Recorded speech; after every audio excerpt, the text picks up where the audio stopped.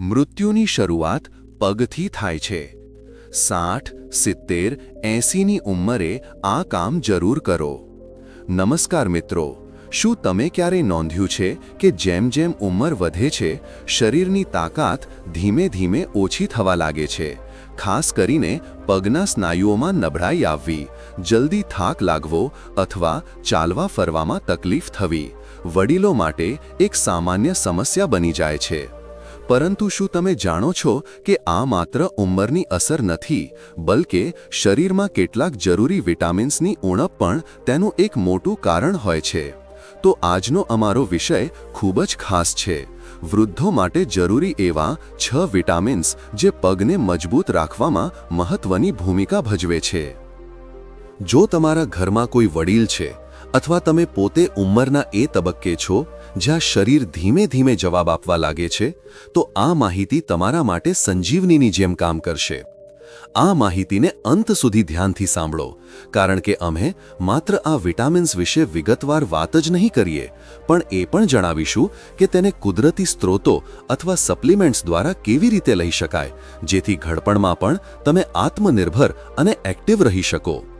વાર્તા શરૂ થાય છે એવા સામાન્ય વડીલથી જેને રોજ ચાલવામાં તકલીફ થાય છે. તેઓ ક્યારેક ખૂબ એક્ટિવ હતા, સવારની સેર, વોકિંગ, દિવસભરની દોડધામ અને સાંજે મિત્રો સાથે ગપસપ. પરંતુ હવે થોડી વાર ચાલ્યા પછી જ પગમાં થાક, ધ્રુજારી અને સ્નાયુઓમાં દુખાવો અનુભવાય છે. આવું કેમ થાય છે? કારણ કે ઉંમર વધવાની સાથે આપણા શરીરમાં કેટલાક વિટામિન્સનું પ્રમાણ ઓછું થવા લાગે છે, જે હાડકાં, સ્નાયુઓ અને નસોની કાર્યપ્રણાલી માટે જરૂરી છે. પરંતુ ગભરાવાની જરૂર નથી. જો તમે સમયસર આ પોષક તત્વોની ઉણપને ઓળખી લો અને તેને યોગ્ય રીતે તમારી દિનચર્યામાં સામેલ કરો, તો આ સમસ્યાઓ ઘણી હદ સુધી રોકી શકાય છે. વિટામિન ડી, તડકામાંથી મળતું જીવનદાયી તત્વ. જેમ સૂર્યનું પહેલું કિરણ ધરતીને રોશન કરે છે, તેવી જ રીતે વિટામિન ડી આપણા શરીરના હાડકાં અને સ્નાયુઓને શક્તિ આપે છે. તેને સનશાઇન વિટામિન પણ કહેવામાં આવે છે અને તેનું મુખ્ય કાર્ય શરીરમાં કેલ્શિયમને શોષવાનું છે. જ્યારે શરીરમાં વિટામિન ડીની ઉણપ હોય છે, ત્યારે હાડકાં નબળા પડી જાય છે, સાંધાઓમાં દુખાવો શરૂ થાય છે અને હલનચલન મુશ્કેલ બની જાય છે. તેથી રોજ સવારે કે સાંજે ઓછામાં ઓછું 20 થી 30 મિનિટ તડકામાં બેસવું ખૂબ જરૂરી છે. ધ્યાન રાખો કે તડકો તમારી પીઠ, કમર અને પગ પર સીધો પહોંચવો જોઈએ, જેથી શરીરને પૂરો લાભ મળે. આ ઉપરાંત ઈંડાની જરદી, દૂધ અને માછલી જેવા ખાદ્ય પદાર્થો વિટામિન ડીના સારા સ્ત્રોત છે. વૃદ્ધો માટે તેની જરૂરિયાત લગભગ 800 થી 1000 યુનિટ્સ પ્રતિદિન માનવામાં આવે છે. જો તમારા આહાર કે તડકાથી આ માત્રા પૂરી નથી થઈ રહી, તો ડોક્ટરની સલાહથી સપ્લિમેન્ટ્સ લેવા એ એક સમજદારીભર્યું પગલું હોઈ શકે છે. વિટામિન B12, નસોનું રક્ષક. ઉંમર વધવાની સાથે જેમ જેમ નસો નબળી પડતી જાય છે, શરીરનું સંતુલન બગડવા લાગે છે. અહીં કામ આવે છે વિટામિન B12, જે નર્વ હેલ્થ, ચેતાતંત્ર અને મસલ ફંક્શન, સ્નાયુ કાર્ય બંનેને સપોર્ટ કરે છે. આ વિટામિન પગની તાકાત જાળવી રાખવા અને શરીરની કોઓર્ડિનેશન ક્ષમતાને સુધારવામાં મદદ કરે છે. સંશોધનો જણાવે છે કે જે વડીલોના શરીરમાં B12ની માત્રા પર્યાપ્ત હોય છે, તેમના સ્નાયુઓ વધુ મજબૂત હોય છે અને તેઓ શારીરિક રીતે વધુ સક્રિય રહે છે. B12 મુખ્યત્વે નોન-વેજ ફૂડ્સ જેવા કે ઈંડા, મટન, ચિકન, ફિશ અને દૂધમાં જોવા મળે છે. શાકાહારી લોકો માટે ફોર્ટિફાઈડ અનાજ કે સપ્લિમેન્ટ્સ એક વિકલ્પ હોઈ શકે છે. એક સામાન્ય વ્યક્તિને રોજ 2.4 માઇક્રોગ્રામ B12ની જરૂર હોય છે, પરંતુ વૃદ્ધોમાં તેનું શોષણ ઘટી જાય છે. તેથી ડોક્ટર ઘણીવાર 500 થી 1000 માઇક્રોગ્રામના ડોઝની ભલામણ કરે છે. એક ખાસ વાત, શરીરમાં B12નો શોષણ દર માત્ર 1% હોય છે, તેથી તેને વધુ માત્રામાં લેવું જરૂરી બની જાય છે. પરંતુ યાદ રાખો, ડોક્ટરની સલાહ વિના કોઈ પણ સપ્લિમેન્ટ શરૂ ન કરો. વિટામિન B12ની ઉણપના લક્ષણો: થાક અને નબળાઈ. શ્વાસ લેવામાં તકલીફ, ચક્કર આવવા, ત્વચાનું પીળું પડવું, ભૂખ ઓછી લાગવી, વજન ઘટવું, કબજિયાત કે ઝાડા, ચેતાતંત્રને લગતી સમસ્યાઓ. શાકાહારી લોકોમાં વિટામિન B12ની ઉણપ વધુ જોવા મળે છે, કારણ કે આ વિટામિન મુખ્યત્વે માંસ, માછલી અને ઈંડામાં જોવા મળે છે. પરંતુ ચિંતા કરશો નહીં, કેટલાક શાકાહારી ખાદ્ય પદાર્થો પણ છે જે વિટામિન B12ની ઉણપને દૂર કરવામાં મદદ કરી શકે છે. દહીં વિટામિન B12નો સારો સ્ત્રોત છે. તે પ્રોબાયોટિક્સથી પણ ભરપૂર હોય છે, જે પાચનતંત્રને સ્વસ્થ રાખવામાં મદદ કરે છે. મશરૂમમાં વિટામિન B12ની સાથે સાથે અન્ય ઘણા પોષક તત્વો પણ જોવા મળે છે. તે એન્ટીઓક્સિડન્ટ્સનો પણ સારો સ્ત્રોત છે. ચુકંદર વિટામિન B12નો સારો સ્ત્રોત છે. તે આયર્ન અને ફોલેટથી પણ ભરપૂર હોય છે, જે રક્ત નિર્માણ માટે જરૂરી છે. પનીરમાં વિટામિન B12ની સાથે કેલ્શિયમ અને પ્રોટીન પણ જોવા મળે છે. તે હાડકાં અને સ્નાયુઓને મજબૂત બનાવવામાં મદદ કરે છે. વિટામિન સી સ્નાયુઓનું રક્ષક. વિટામિન સી માત્ર શરદી ઉધરસથી જ નથી બચાવતું, પરંતુ તે તમારા શરીરમાં કોલેજન બનાવવામાં મદદ કરે છે, જે હાડકાં, સાંધા અને સ્નાયુઓને એકબીજા સાથે જોડતા ટિશ્યુઝ, પેશીઓને મજબૂત બનાવે છે. વડીલો માટે આ વિટામિન એટલા માટે મહત્વનું છે, કારણ કે તે સ્નાયુઓને ડેમેજ થવાથી બચાવે છે અને ઉંમર સાથે સ્નાયુઓના જથ્થાને ઘટતો અટકાવે છે. વિટામિન સીના શ્રેષ્ઠ સ્ત્રોત છે આમળા, સંતરા, લીંબુ, જામફળ અને શિમલા મરચાં. રોજ 75થી 90 મિલીગ્રામ લેવું પર્યાપ્ત છે. માત્ર 1-2 આમળા ખાવાથી પણ આ માત્રા પૂરી થઈ શકે છે. જો તમે ફળ કે શાકભાજી નથી ખાઈ શકતા, તો બજારમાં મળતા સપ્લિમેન્ટ્સ એક સારો વિકલ્પ હોઈ શકે છે. વિટામિન સીની ઉણપથી થતા રોગ.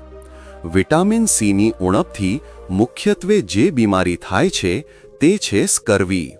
સ્કર્વી દરમિયાન શરીરમાં રહેલા કોલેજનની ઉણપ થઈ જાય છે, જેનાથી કોષો એકબીજા સાથે જોડાયેલા રહી શકતા નથી.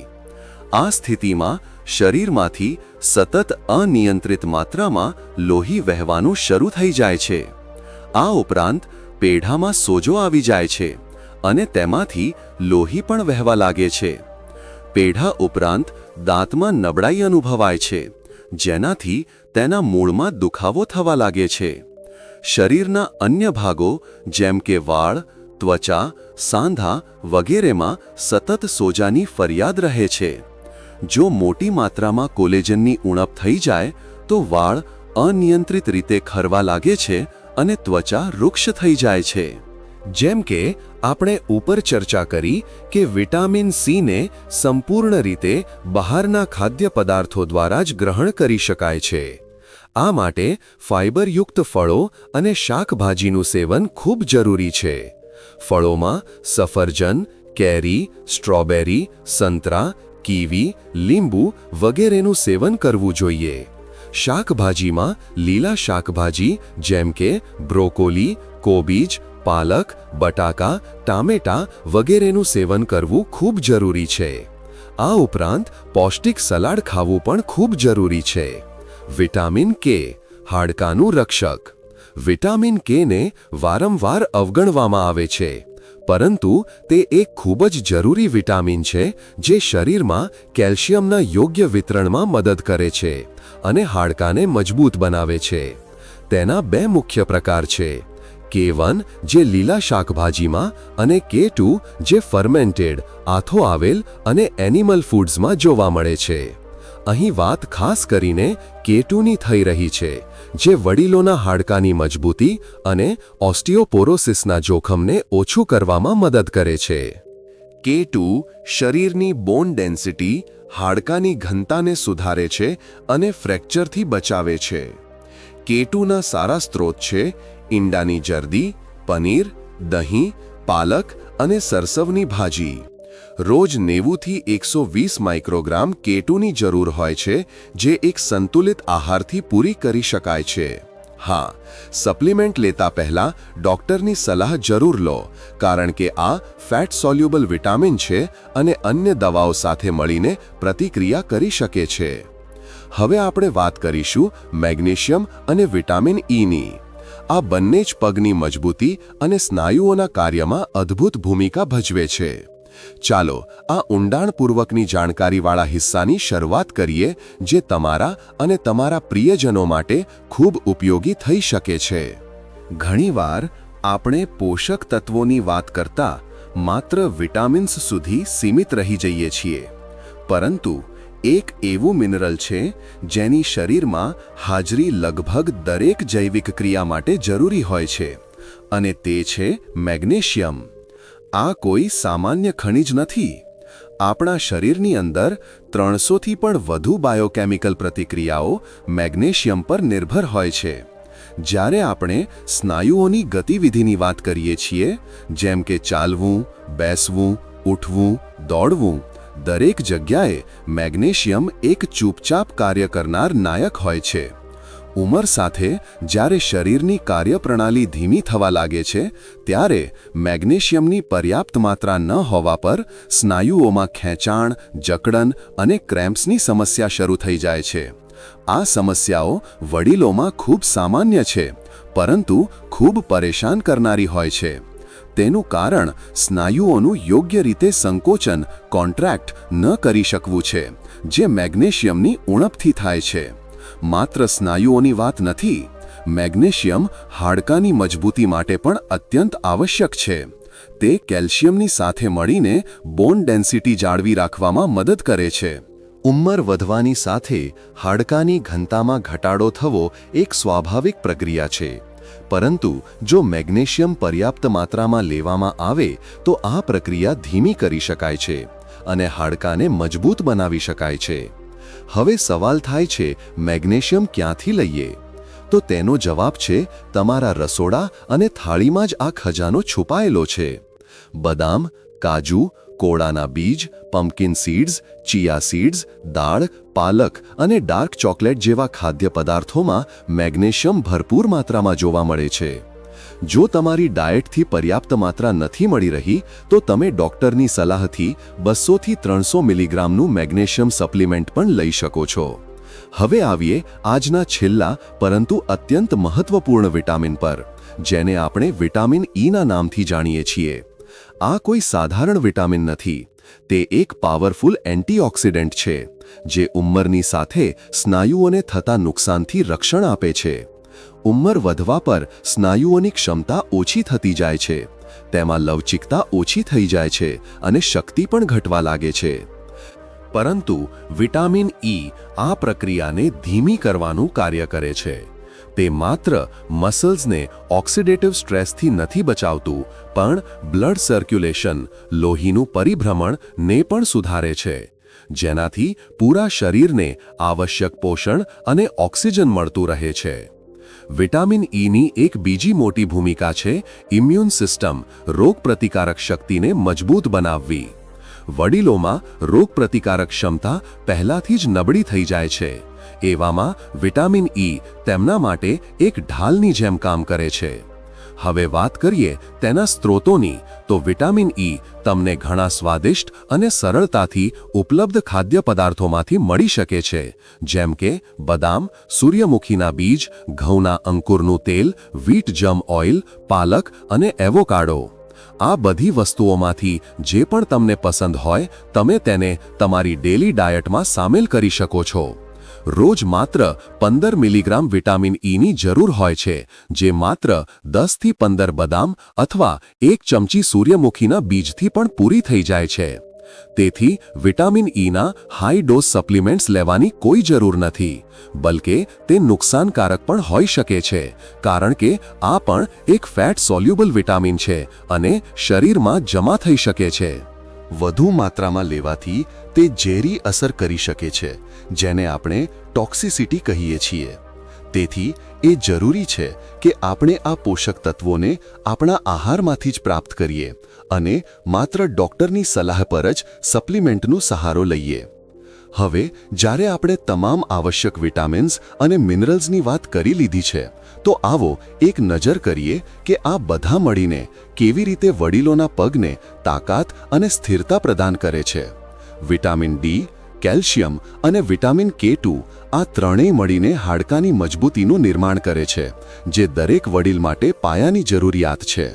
જ્યારે બીજી તરફ vitamin B12, vitamin C, magnesium અને વિટામિન ઈ આ બધા સ્નાયુઓની કાર્યપ્રણાલીને જાળવી રાખે છે, તેમને તંદુરસ્ત રાખે છે અને રિકવરીમાં મદદ કરે છે. જો તમે આ તમામ પોષક તત્વોને તમારી ડેઇલી ડાયટમાં સામેલ કરો છો તો ના માત્ર તમારા પગની તાકાત જળવાઈ રહેશે, પણ વડીલોમાં પડવાના જોખમમાં પણ ઘટાડો આવશે અને તેઓ પોતાના જીવનની સ્વતંત્રતાને જાળવી શકશે. તો મિત્રો, આજની આ જાણકારી પૂર્ણ વિડીયોમાં બસ આટલું જ. આશા છે કે તમે ઘણું નવું અને મહત્વપૂર્ણ જાણ્યું હશે. મળીએ છીએ એક નવા વિડીયોમાં એક નવી ઉપયોગી જાણકારી સાથે. ત્યાં સુધી પોતાનું ધ્યાન રાખો, પોતાના વડીલોનું ધ્યાન રાખો. સ્ટે હેલ્ધી, સ્ટે હેપી હંમેશા. અને હા, આ વિડીયોને લાઈક કરવાનું ન ભૂલતા. નીચે કોમેન્ટ કરીને જણાવો કે આ જાણકારી તમને કેવી લાગી.